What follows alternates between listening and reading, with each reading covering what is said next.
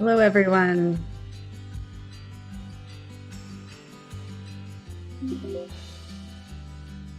There's 181 people connected so far. That's great.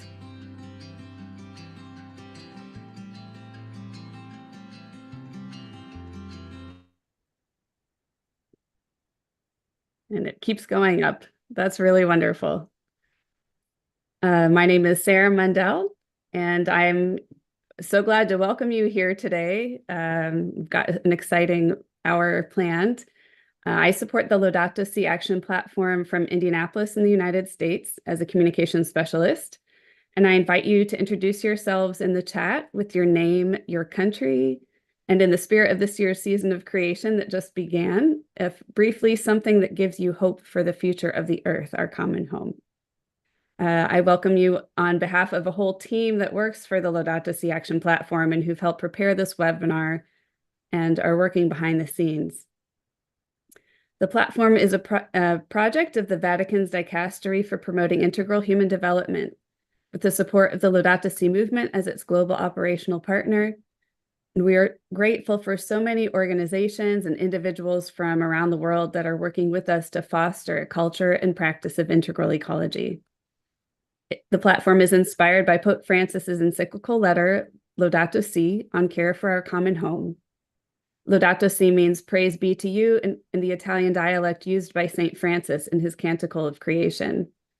Participants of the platform undergo a journey of self-assessment and reflection about their lifestyles and practices, and with support of the platform, form concrete plans to go out and take actions that reflect a more holistic approach to today's ecological and social crises.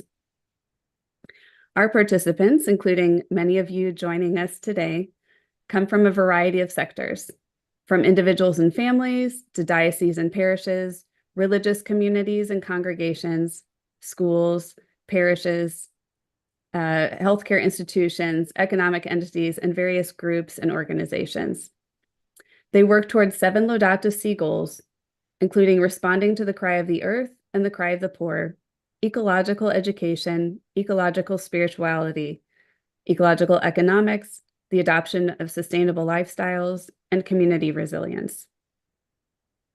Our goal in today's webinar is to talk about steps to act with creation, and that it can give you some concrete tips that align with this year's season of creation titled Hope and Act with Creation.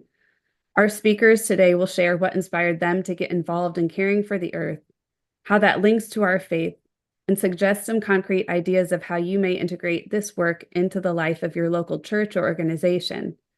As always, these ideas can also be adopted into anyone's Laudato Si plans as they continue to evolve. So we'll have more on that soon. First, a few practical announcements. If you need translation, we are offering translations in Spanish, Italian, French, or Portuguese, and you can access them through the Interpretations button at the bottom of your screen. Click the Interpretations button and then choose your language. This webinar is being recorded and live streamed on YouTube. Only our designated speakers will be visible, and you will be able to watch the recording later on the Laudato Si Action Platform YouTube channel. And it will have the slides and the speaker information that will be available to you on that recording. Third, if you have any questions during the webinar, please do submit them by clicking on the Q&A button at any time. Just checking something. Any question that is put into the regular chat might get lost because of all of the chats going through. So use the Q&A button and we'll answer as many as we can. And then thank you also for helping us build this global community together today. We ask that we keep the chat participation on topic and anything said made in a spirit of respect and openness. If you'd like to look at our netiquette guidelines, which you agreed to in your registration, you can find them at the link in the chat. Finally, if you'd like to attend the September community meeting that will be immediately following this webinar, and if you haven't registered yet, you can still do so. Go to the link in the chat, and this community meeting will take place in a separate Zoom call. So make sure to complete that registration. We look forward to continuing our discussion there with whoever can come. And now a quick look at our upcoming agenda so you know what's coming up. In just a moment, we'll have a greeting and prayer from the Laudato Si Action Platform Director, John Mundell, and then we'll hear from our main speakers representing the St. Kateri Conservation Center, Fraternity for Animal Respect, Christians for Animals, and the Farm of Francesco. If we have time, we'll have a few questions and answers, so please do put those in the Q&A section throughout our program. And then finally, we'll have a few announcements before we sign off and prepare for this month's community meeting. So now I'll invite the Laudato Si Action Platform Director, John Mundell, to greet us and lead us in an opening prayer, which is a prayer that for everyone who's participating in the season of creation. Good day, everyone. And I want to wish everyone here a wonderful season of creation. In light of Pope Francis's message of hope for this season, let us gather in prayer with hearts open to the promise of renewal and transformation. As we face the challenges we have of this time, we seek the light of hope to guide us in our efforts to heal and protect our planet. May this prayer strengthen our resolve to act with courage and compassion, inspiring us to envision and work towards a future where all creation thrives in harmony. So, let us all pray. Triune God, creator of all, we praise you for your goodness, visible in all the diversity that you have created, making us a cosmic family living in a common home. Through the earth you created, we experience love and nourishment, home and protection. We confess that we do not relate to the earth as a mothering gift from you, our Creator. Our selfishness, greed, neglect, and abuse have caused the climate crisis, loss of biodiversity, human suffering, as well as the suffering of all of our fellow creatures. We confess that we have failed to listen to the groans of the earth, the groans of all creatures, and the groans of the spirit of hope and justice that lives within us. May your Creator Spirit help us in our weakness, so that we may know the redeeming power of Christ and the hope found in him.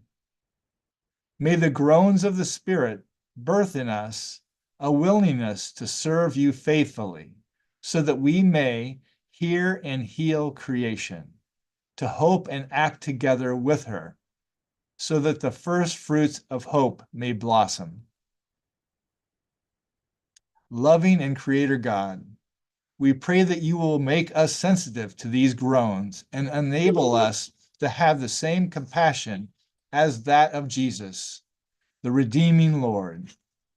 Grant us a fresh vision of our relationship with earth and with one another as creatures that are made in your image. In the name of the one who came to proclaim the good news to all of creation, Jesus Christ. Amen.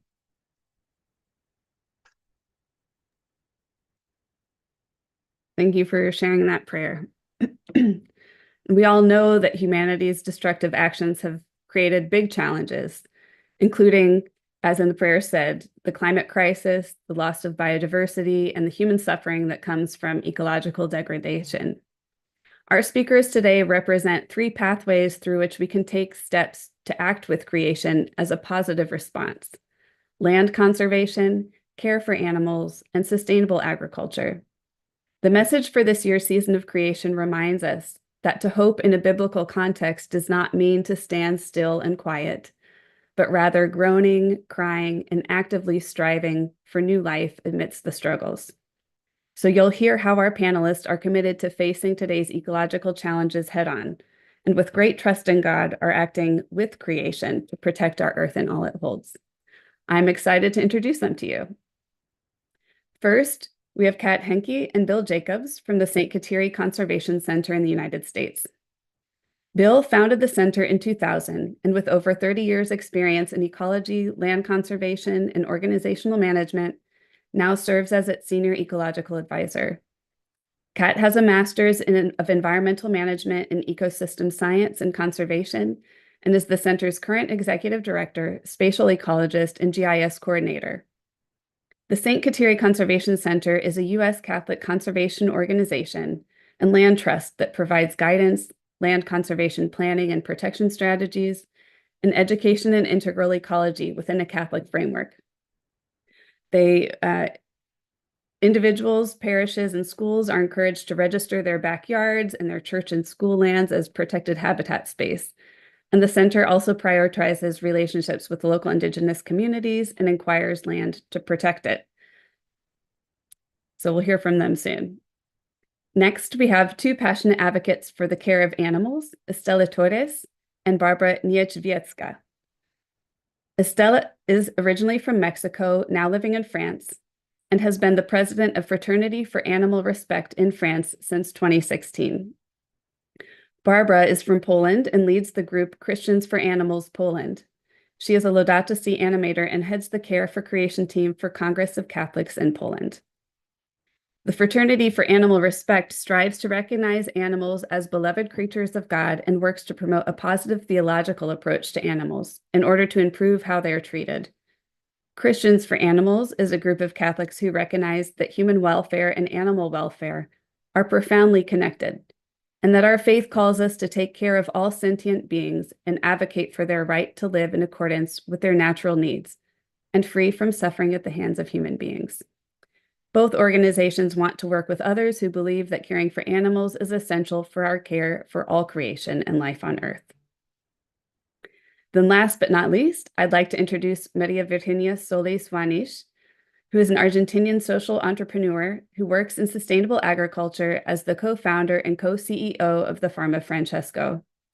She's also been a member of the Laudato Si Action Platform's economic sector since the platform began. The Farm of Francesco began in 2021 during a meeting of Pope Francis with young entrepreneurs, academics, and changemakers, calling them to give a new soul to the economy. The founding group's goal was to co-create a just agri-food system from the ground up, with farmers at the center. This is achieved through two pillars: training farmers, with a focus on regenerative agriculture, economics, and spirituality, and bringing farmers' voices into global processes such as the UN Convention on Climate Change. So to begin, I'm very curious, and I think our listeners are too, to hear how each of you got inspired to get involved in the work that you do for creation care and environmental stewardship. Was there a moment or an event that got you going? And then secondly, can you share with us that link between Catholic teachings and your area of expertise, whether that's land conservation, care for animals, or sustainable agriculture? So we'll start with St. Kateri Conservation Center, and then you can go right away to Christians for Animals and Fraternity for Animal Respect, and then the Farm of Francesco. So Bill, please get us going. Thank you, Sarah. Hello, everybody. I was blessed as a child to have parents and grandparents who introduced me to nature through outdoor activities like camping and gardening. We had woods around my house where I spent hours making trails and building forts. My parents took us to Mass every Sunday and took us to catechism classes every week. So I was immersed in nature and faith from an early age. Trees in particular were fascinating to me, and they still are. Tall, strong, steadfast, yet also very quiet. And for me, trees reflect the image of God, strong, steadfast in love and mercy, and also speaking to us much of the time very quietly. My love for trees led me to go to forestry school and earn a master's degree in forestry. I later worked for a national nonprofit conservation organization whose goal was to preserve all life on Earth. And I thought, wow, all life on Earth, that's quite a task. But I soon realized that science and human effort alone were not going to be successful. that we needed to have some reference to God, our creator. So I turned to the Bible for answers, and I discovered that our real problem is sin, which breaks our relationships with God, with each other, and with the whole of creation. So my first steps in environmental stewardship involved listening to God through people and through nature, and learning from the Bible and church teachings. About almost 25 years ago, I shared some of the church quotes and writings that I had learned from on a website, and that was the beginning of the St. Kateri Conservation Center. Recently, Kat and I wrote a book for children called God Made That, which is set to be published next year by Pauline Books and Media. So we're very grateful to them to help us get the word out. And I'll pass it over to Kat. Thank you, Bill, and thank you all for having us. Much like Bill, since I was young, I just always loved nature, and I always loved being out in nature and felt a very strong closeness to God through nature. I was raised Catholic, but didn't really have an education in the true depth and tradition of ecology and how it's interwoven into our faith. And so as I got older, while I went into conservation for my career and my day job, the connection between my faith and my professional life was very separate. And so really, for me, I had what you can describe as an ecological conversion in about 2018, after the birth of my daughter. Really started with a revelation, very strong one, while I was driving in my car for work, actually, on the way to a meeting. By day, I helped to remove dams for a nonprofit. And so when I was in the car, I started thinking about how much land the church stewards, both the institution, but also people, Catholic people. And I started thinking, how can I use my skills that I do by day to help in the church? And so I actually went home and started Googling Catholic organizations that did conservation work, and the St. Kateri Center was the first one to pop up. And so I sent Bill an email immediately offering to help, and he graciously accepted my offer. But what happened after that was something I didn't expect, really. When I started working with the center, I thought to myself, I should make a St. Kateri habitat. I should do what the center does. And so I started converting my backyard into a habitat and getting rid of some of the lawn I have. And really that experience helped me to see the beauty of our faith and conservation together, and noticing the integral relationships between creatures, and really building my faith around that. And so I think if I work in conservation and I didn't realize that, how much more can we help others to realize that as well? Thanks, Kat. So part 2 for us is the link of faith and conservation. What is the link? So land conservation involves protecting and managing land to preserve natural resources, ecosystems, and biodiversity for today and for future generations. And this includes protecting land and water, restoring degraded areas, and practicing sustainable and just land uses. Catholics see creation as a gift from God, entrusted to us as its stewards. And from the very first pages of the Bible in Genesis, we're called to cultivate and care for creation. Pope Francis in Laudato Si highlights the importance of land conservation within an integral ecology framework that connects environmental health, social justice, and human well-being. And our Holy Father emphasizes stewardship, ecological restoration, and sustainable practices, linking land conservation to climate change and care for people who are most vulnerable. Land conservation promotes climate resiliency by helping species and ecosystems adapt to and recover from climate change. Spiritually, Catholics can connect with God through nature, inspired by saints like St. Francis of Assisi and St. Kateri Conservation. Catholics view the natural world as sacramental, meaning it is a place to encounter God's grace. So by linking faith and land conservation, Catholics fulfill both a practical need and a spiritual calling. Kat?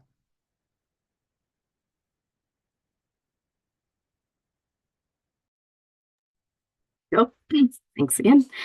I think just to add to that, in addition, truly digging into how interwoven our faith is with nature is really important. In particular, scripture completely immersed in the symbolism using nature. Half of the Psalms have a connection with nature symbolism. Almost every parable Jesus tells incorporates symbols of nature into his experiences in the world around him. But really, for me, I think linking conservation and our faith went deeper into some of the other writings, mystical writings of St. John of the Cross and others like Thomas Merton's New Seed of Contemplation, really understanding the true depth of how interwoven nature and ecology is with our faith.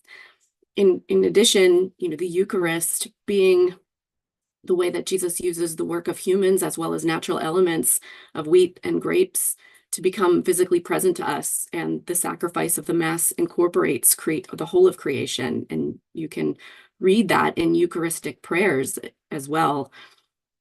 And our liturgy of the hours and the liturgical calendar and how the Feast of John the Baptist is close to the summer solstice, for example, the longest day of the year. So the next day, the light hours literally decrease as he says, he must increase, I must decrease. So the nature is completely interwoven to the traditions of our faith. And I think when we understand that and we learn that and see how important it is for us to maintain these relationships with creation, because it's just a part of our faith, it's integral. We need healthy ecosystems. And when we see that and we have that ecological conversion, we want to sustain the balance with us and nature. And then we move to the steps of conservation.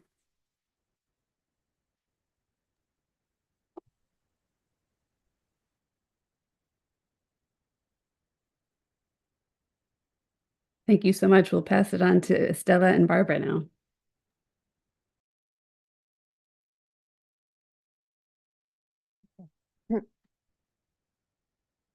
Okay, hello everybody. Thank you for being here.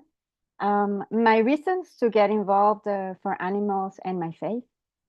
Since childhood, I have loved animals and been very sensitive to their suffering.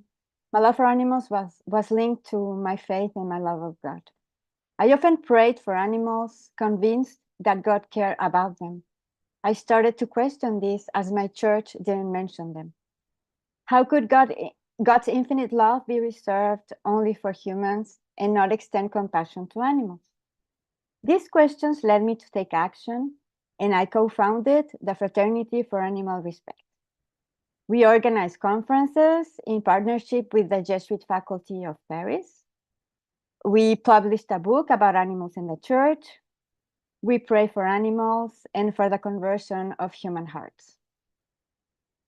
One of the key subjects, I felt the urgency to take action when I learned about the cruel treatment of animals in factory farms.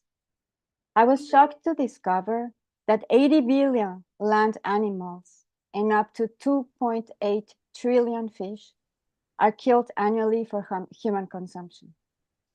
I was also shocked by how industrial fishing is destroying ocean life. From birth to death, farmed animals endure intense suffering. It is unimaginable. Genetically selected to produce more, cows, chickens, and pigs are mutilated, locked in cages without light or room to move before being killed. It is contrary to human dignity to cause animals to suffer or die needlessly. says Pope Francis. I also realized the significant role of animal agriculture in our environmental crisis. While fossil fuels dominate climate discussions, the impact of industrial farming is often overlooked. I felt the need to address also this issue. I also wanted to question the belief of some people that helping animals meant to take something away from humans. If everything is connected, caring for animals doesn't mean being against humans or having to choose. Why not care for both?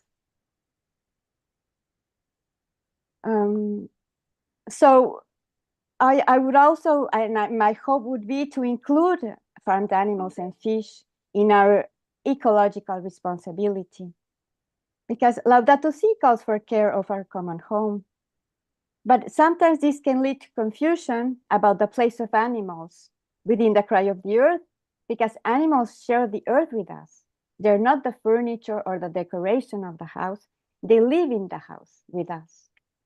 So last, for me, factory farms perfectly illustrate how everything is connected. Not only animals suffer, but also the most vulnerable humans and the earth itself. If everything is connected, my call to action is to also respond to the cry of animals. Bye-bye. My interest in ecology began when I discovered how the money-driven economy and our lifestyle harms the poor and animals. The latter are completely at our mercy. I feel a deep bond with them, and some I know very closely from my childhood. I watched documentaries about species extinction, industrial farming, and fishing, their damaging impacts. Then came the astonishment.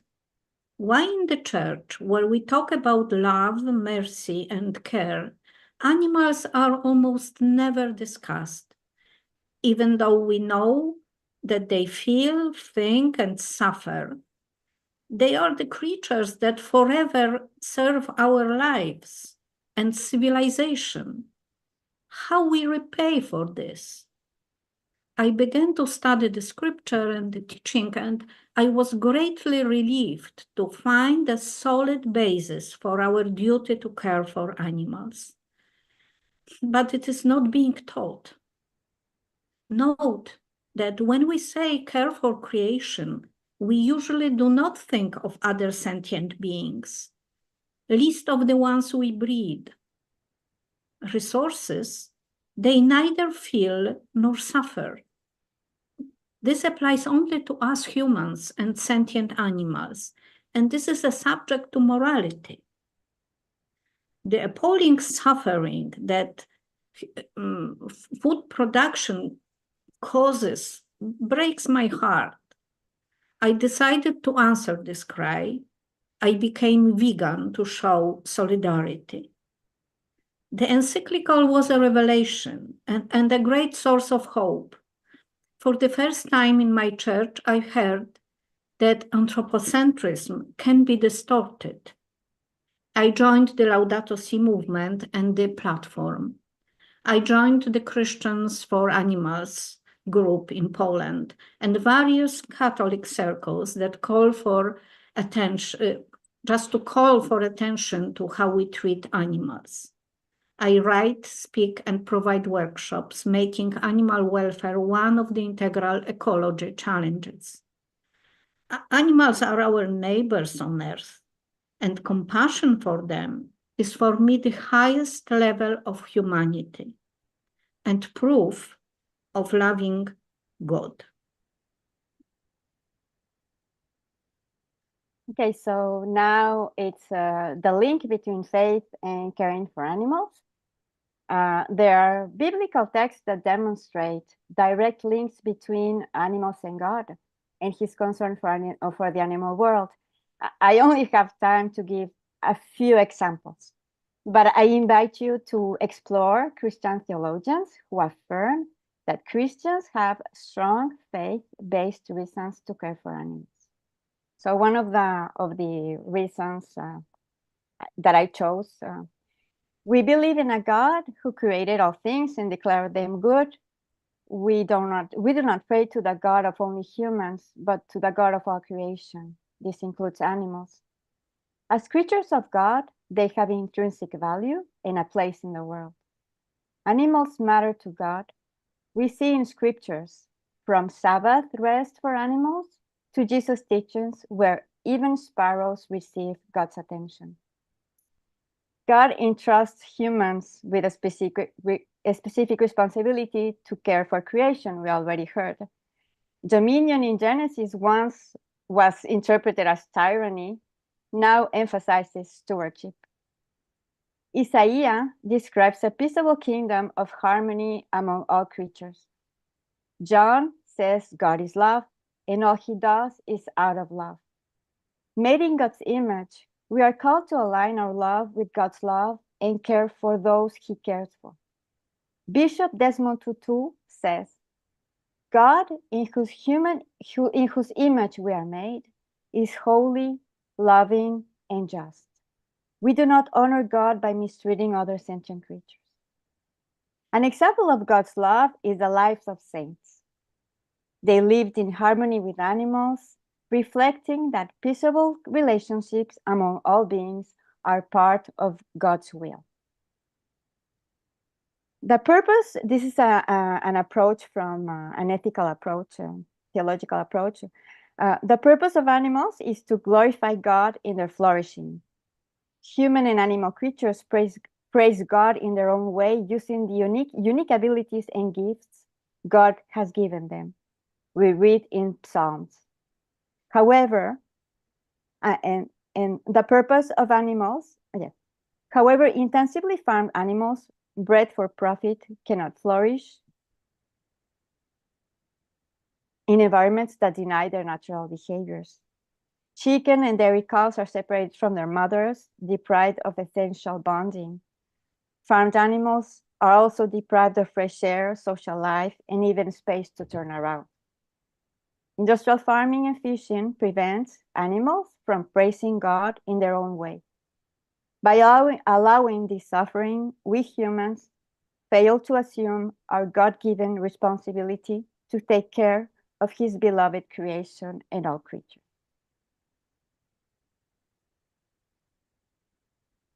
What do animals have to do with ecology? The 2023 report of the Intergovernmental Panel on Climate Change states that industrial agriculture accounts for at least 1/3 of all man-caused emissions. Intensive animal production is responsible for deforestation and a main driver of biodiversity loss. Since 1970, populations of wild animals have dropped by 70%. Marine life is dying. Animal food production is extremely water intensive and protein-wise is inefficient. We grow plants to feed animals and we got only 17 grams of animal protein for every 100 grams of plant proteins. Animal food production, mainly for wealthy countries, harms the poor. Traditional farms cannot compete, and coastal communities that depend on fishing face poverty. Worst of all, regular meals are inaccessible for 3 billion people. 800 million are hungry, while in other places, 1/3 of food is wasted. At the same time, in some societies, the overconsumption of animal products leads to cardiovascular problems, cancers, and obesity. Farms are the source of epidemics. Antibiotics used there result in antibiotic resistance. Those who work there and in slaughterhouses, people who often have no choice, suffer mental problems. Estela already talked about the suffering of animals. In well-off countries, we need to reduce consumption of animal products. Scientists call for urgent change in how we produce and consume food. It is the most immediate and feasible opportunity to hinder climate change, feed more people, and stop cruelty. Thank you. Thank you both, and we'll pass it on to Maria Virginia. Thank you, Sarah, and everyone for this opportunity to share the story of the Farm of Francesco. So the story of our ecological conversion started in 2019 when Pope Francis called young entrepreneurs and academics to come together and create an economy with a new life. That was the economy of Francesco.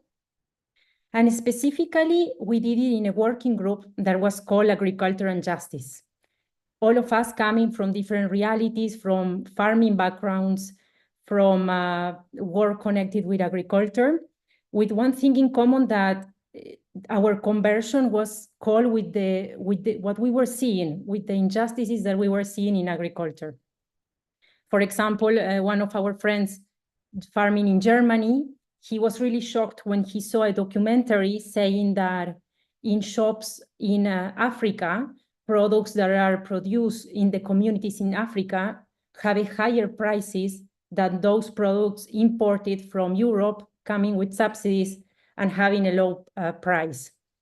This also was confirmed by our friend Rita, who is from Nigeria, that was sharing her experience, and which really motivated us to start working with the Farm of Francesco in Nigeria specifically.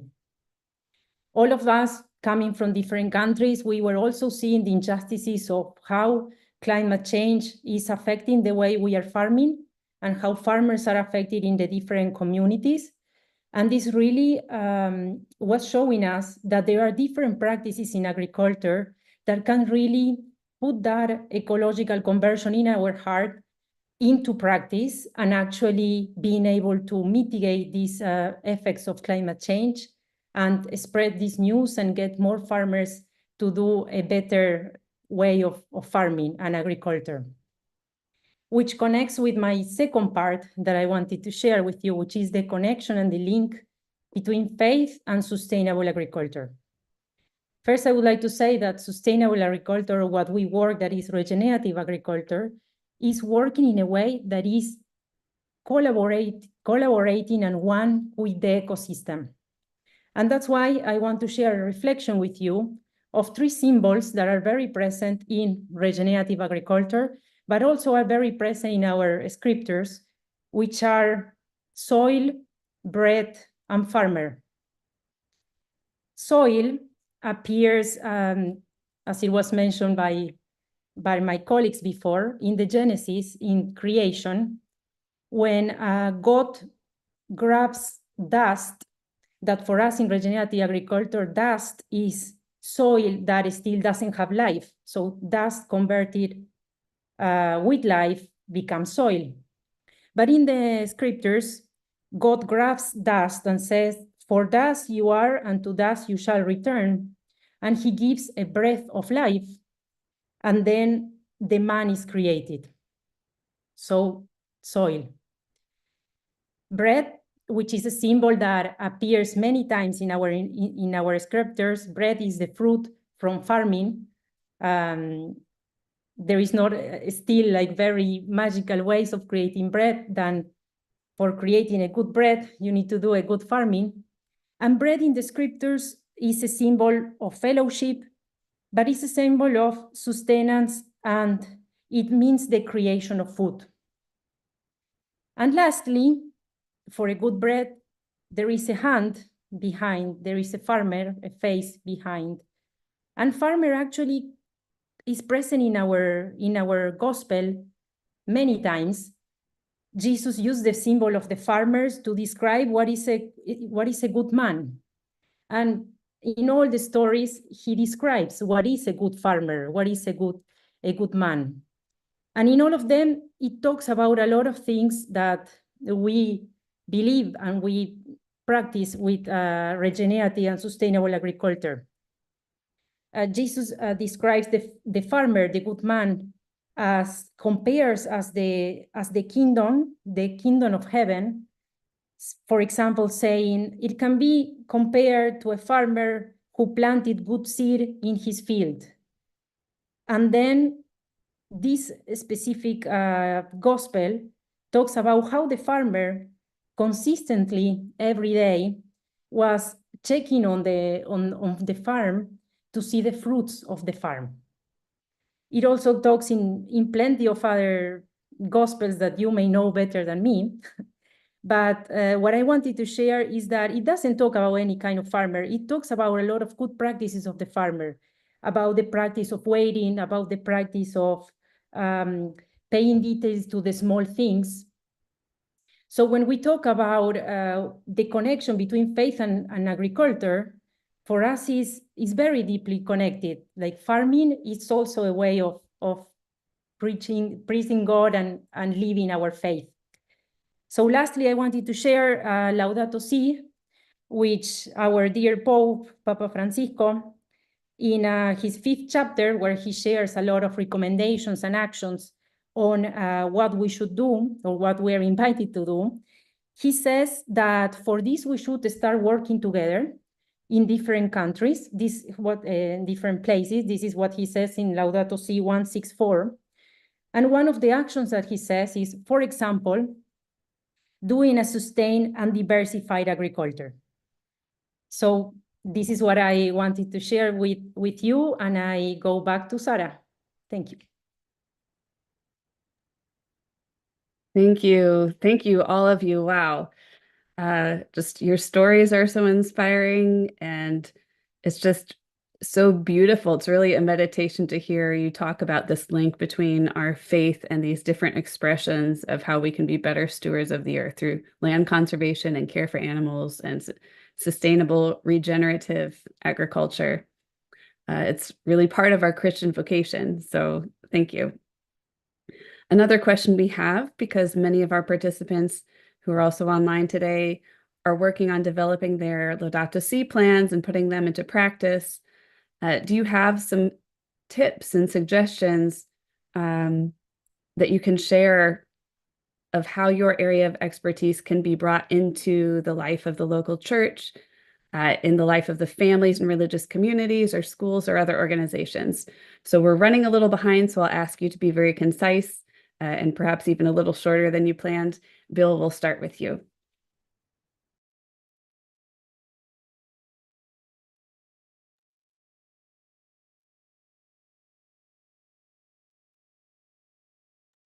Thank you, Sarah. Well, I have some suggestions, including the action plan. So if I can, maybe I'll do some of those, if that's okay. Great. Conservationists often deal with science and technology, and they find the solutions to all the problems with biodiversity and climate change in science. But as I said earlier, science alone is not going to solve the problems, because as Catholics, we know the fundamental problem is one of sin and of broken relationships with God, with each other, and the whole of creation.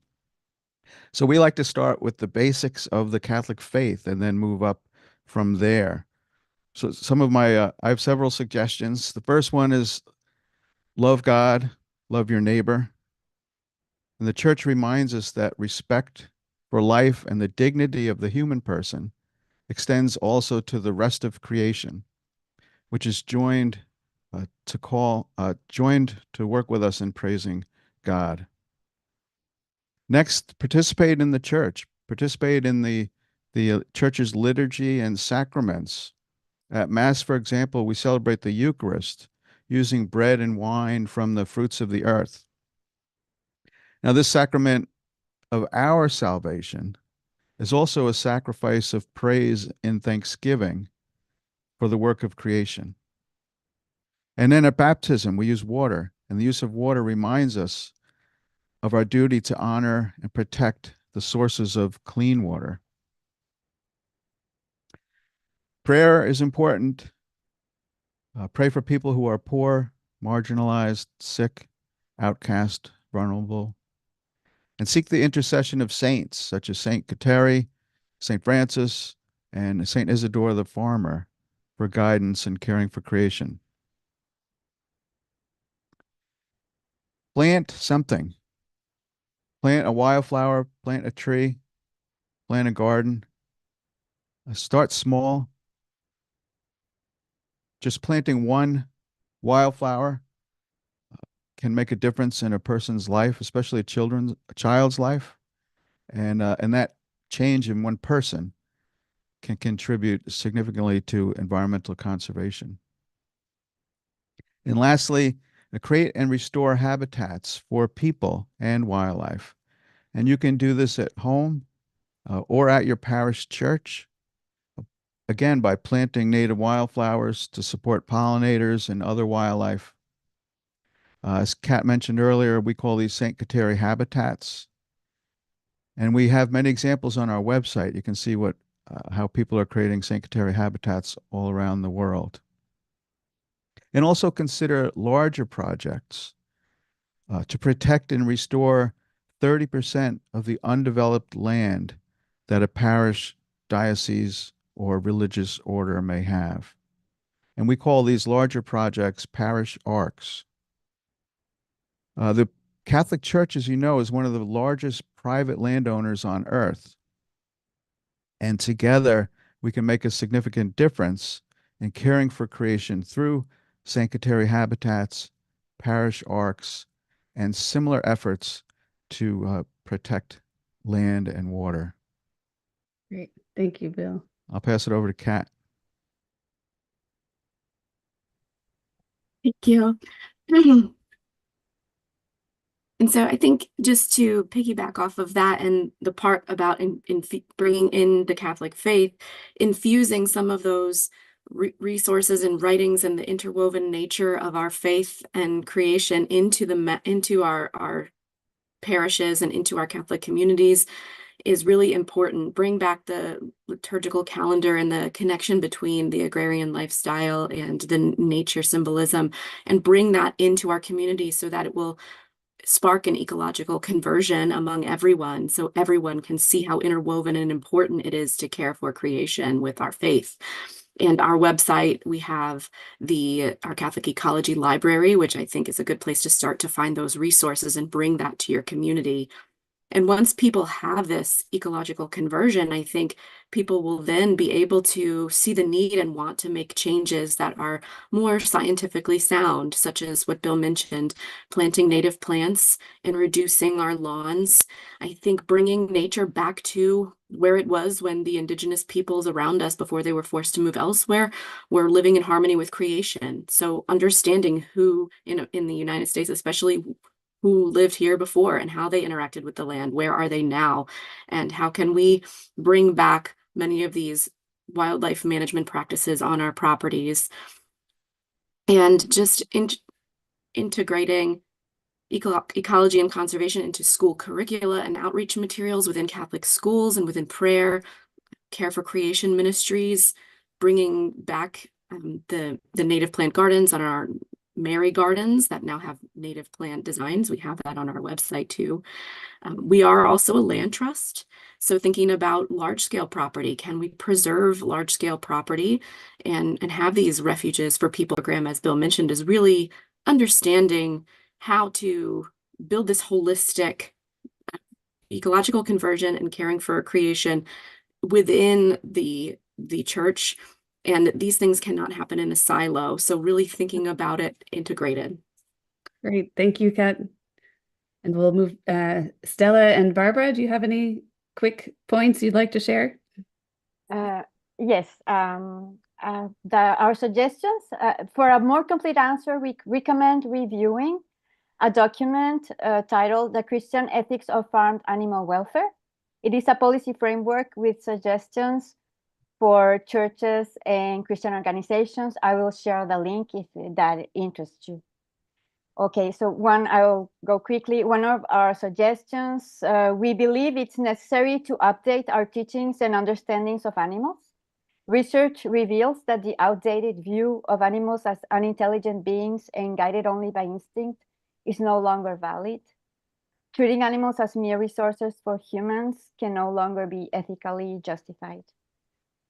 Get informed, become aware of living conditions of farmed animals and fish, and recognize the impact industrial farming and fishing have on the environment, climate, and social injustice. Some will be convinced that animal suffering and death are unjustifiable when adequate human nutrition can be obtained from plant sources. Others may decide to reduce the consumption of animal products. Every step counts depending on your possibilities and your situation. Reducing consumption will improve animal welfare, which is unattainable at current production levels. It will also recover land, protect habitats, improve food and water security. It will also lower greenhouse emissions and lessen environmental problems that disproportionately affect poor communities. Barbara mentioned world hunger. I invite you to look at A Well-Fed World, a global hunger relief and a climate advocacy organization.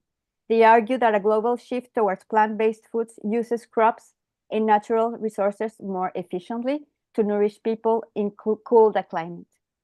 Another suggestion is source products from farms that offer farmed animals the opportunity to flourish, prioritizing animal welfare over productivity. To flourish means fulfilling their natural needs, performing maternal care, living in social groups, running, playing, sunbathing, extending their wings, living longer lives, and dying without pain or fear. Caring for animals and reforming food systems is an ethical imperative for supporting disadvantaged communities, protecting ecosystems, and reducing health risks. Thank you for you, Barbara. Yeah. Let me give a few more examples, concrete examples. What can we do? Of course, remembering that everything has to be adjusted to the capabilities of every person and every community. Everyone definitely can avoid wasting even a single gram of food. We can organize food sharing points, cooking classes. Some can start community gardens or local farmers market. We can request ethical products in stores and public catering. Our demand and choices will change the industry. If you decide what food is being served at religious events, in your parishes, in canteens, or in hospitals, always give a choice of plant-based meals. Make this a part of your local environmental policy. Priests can highlight the connection between faith, ecology, and the treatment of animals in their preaching. Teachers of religion or in seminars can do the same. If we work directly with animals, let's respect their dignity as God's ideal creatures. Do not take children to the circuses with animals or to dolphin shows. Oppose hunting and fishing for pleasure, bullfighting, or using animals in any entertainment. If possible, engage in policy debates concerning agriculture, farms, and animal welfare. The change happens there, the systemic change. We Christians make up more than 1/3 of humanity. We finance, produce, and consume. We can be the game changers. And let us remember that each animal product is the only individual valuable life. God cares for it, and we should be like him, good and merciful, and like Jesus, compassionate stewards of creation. Let us pray for this, please. Wow, so many great ideas. Maria Virginia, any last final thoughts from you? Yes, thank you, Sarah. So I would like to share recommendations based on two things. The first one's reconnected with our experience with the Farm of Francesco, and the other one is how we dream or how we see the future of these collaborations. Regarding the experience, through our path, we were blessed to meet a lot of ecological conversions. And one story that I want to share very briefly is that when I was in Mount St. Mary University, I met a professor who was a theologian that by teaching theology, he realized that to understand better, he had to become a farmer himself. So he started a farm with his family, and he realized that what he was actually knowing in the concepts of theology could be applied to a farm and farm better. And what he was doing in the farm could help him understand better the theology. So then he created a course in the university that exists today that is called Regenerative Agriculture and Theology. So he is able to integrate and live these two things in the university. So if you're a university, this is a suggestion that I would like to share with you. The other one is also very briefly, with Farm of Francesco, we were able to win an award from the Diocese of Assisi in Italy that allow us to do a project in Nigeria, doing farmer trainings. And when we did the farmer trainings, the first thing that we did was connecting, of course, for us, with the local dioceses and with the local priests. And actually, we found out that the local priests had experience with farmers and the community, and we ended up doing the farmer training and designing the project together. And actually, it was Father Ansel and his team, the ones that were implementing on the ground. So actually, the connection and the integration, it is part, we believe, is very tight and connected with the work. So we encourage you to always, by design, try to engage the church as your partner, as someone that is part of your team.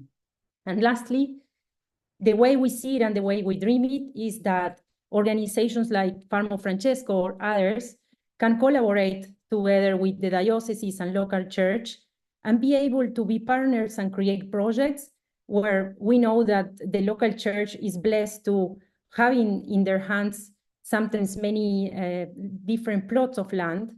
And what we suggest and what we dream is that organizations like us can partner with the church to actually transition these farms into a way that is farming a sustainable way and that can be benefited to the dioceses, to the community, and also to bring life to the soil. So these are our suggestions. And feel free to get in touch with us. We are sharing the links in the chat. Wow.